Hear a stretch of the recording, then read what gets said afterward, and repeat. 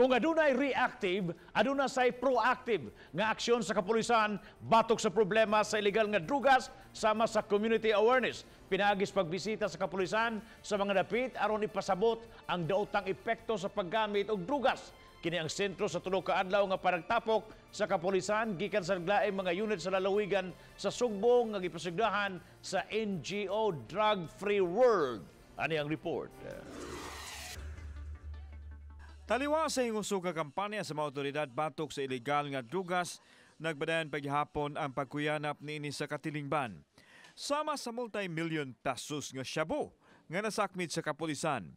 Lakip usab ang party drugs nga misangpot gani sa kamatayon sa usa ka batan-ong babae tungod sa drug overdose. Ingon nini ang problema sa katilingban nga gitutukan dili lang sa pagpanakop kundi pinaagi sa pagpasabot sa mga tao sa kadaot nga mamugna nini. Sa pakig-alayon sa Philippine National Police, gilusad sa non-government organization nga Drug Free World nga gilangkuban sa mga langyaw ang programa nga Truth About Drugs. Kapin sa 300 ka mga pulis ang mipaabot sa seminar kinsa mao'y muhimo usab sa community awareness may tungod sa illegal nga drugas.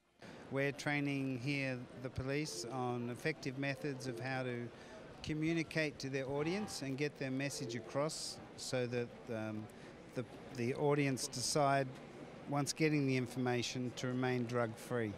Look, let's just say you have 5% of the population of the Philippines are drug addicts. There's 95% or 95 million more people who are not using drugs. If educated, we can help ensure they don't go on to drugs. So that's the idea of our program. It's a demand reduction through education. Ang Sugbo mao'y ikaunom nga dapit nga gilibot sa community awareness sa sakit nga kamatuoran sa illegal nga drugas. Samtang gihangop sa Police Regional Office 7 ang programa nga dako ug matabang sa kampanya nila batok sa illegal drugs. Mo ni mag lesson sa demand. Diba na unta na kung di nato mapugnan nato nangamit, di na madugangan pa. Uban ni John Solon, ako si Alan Domingo, Balitang Bisdak.